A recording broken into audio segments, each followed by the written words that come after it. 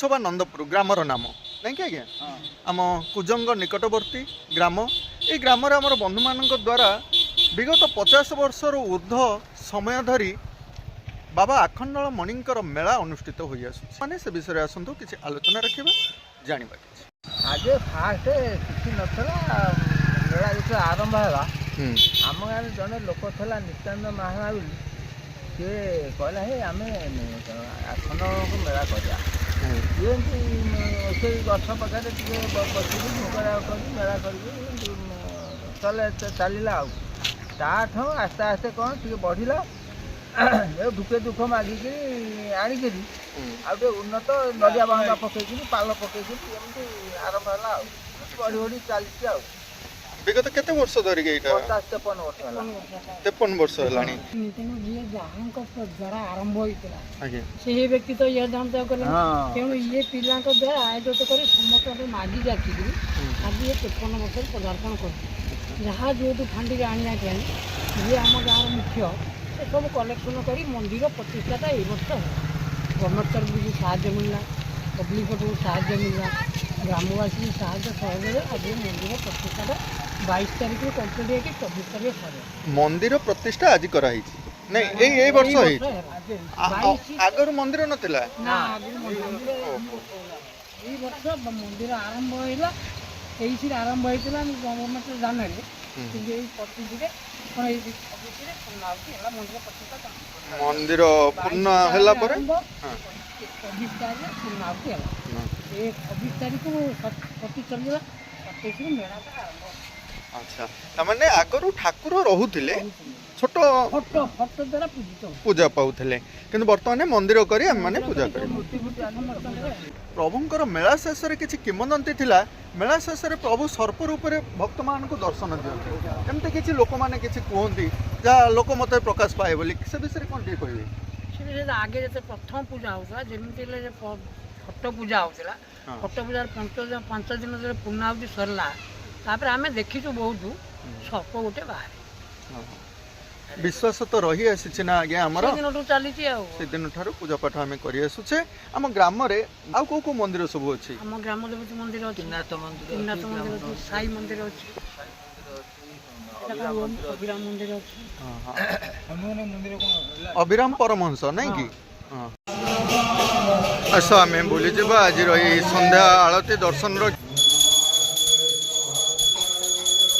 बाबा मणि भाव समस्ते जानती प्रभु तो नाम गोटे नाम हूँ शिवशंकर किंतु प्रभुंकर अनेक नाम अच्छी किंतु आखंडल मणि नाम एक स्वतंत्र आज्ञा बाबांकर किसी शक्ति महिमा अच्छी शक्ति यदि न था विश्वास न था बाबांकर महिमा कृपा थिबार लोकंकर विश्वास थिबार ठाकुर पाखक आसंती निश्चिंत जदि विश्वास न था कहीं ठाकुर भी अच्छा कहीं भावती ना बाबांकर सेमती ना अच्छी क्या साप दर्शन न करूँ क्या झाड़ा हो कि प्रकार ज्वर हो बाबा पाखे आसी धंडापा जुगर प्रसाद भल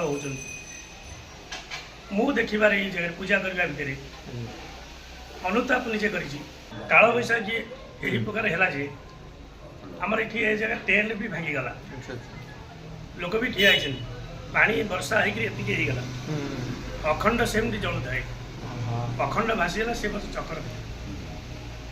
अखंड को चारिपटे इटा दिहला प्रभुंकर जब महिमा न था से तो दीप प्रदर्शन हो लोकंर भक्ति न था ना ननांकर किसी गलती अच्छी यही विश्वास नहीं लोक आसती पूर्व कालू 53 वर्ष ये मेला को होगला मु भी छोट होती ये जगह आसी नी वयस्क लोक किसी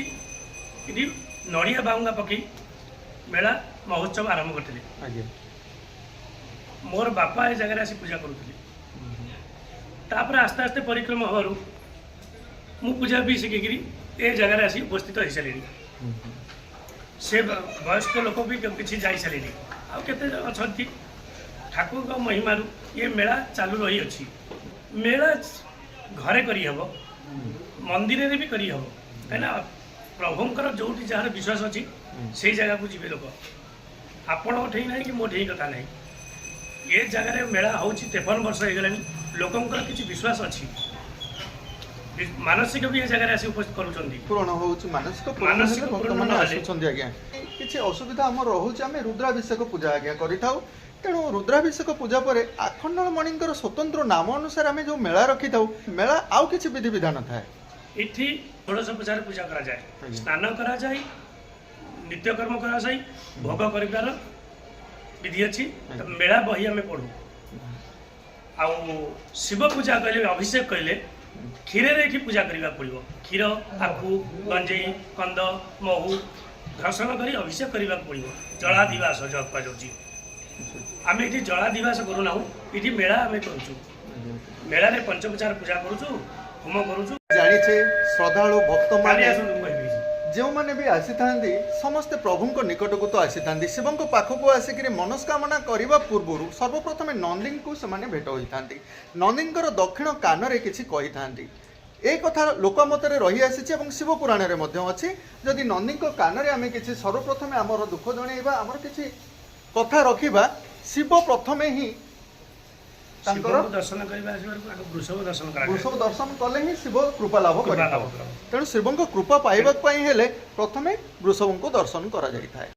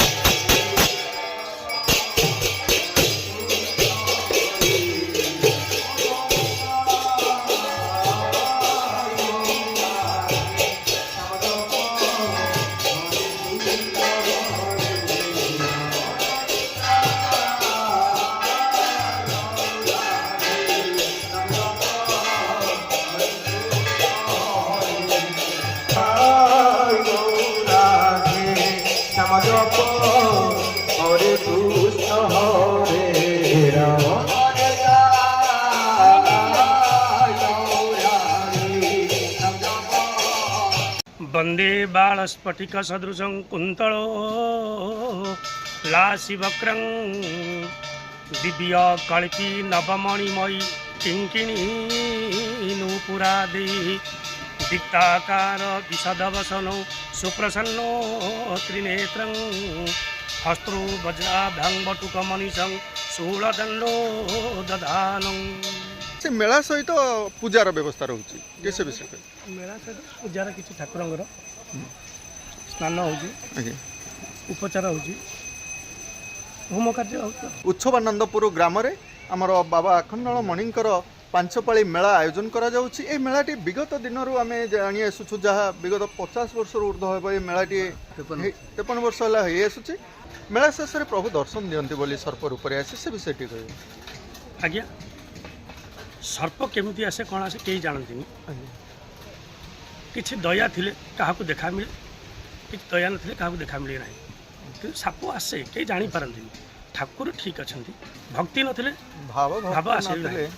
भगवान का दर्शन पाइबा संभव होई न थाए जहाँ बंधु मान द्वारा बहुत बहुत धन्यवाद।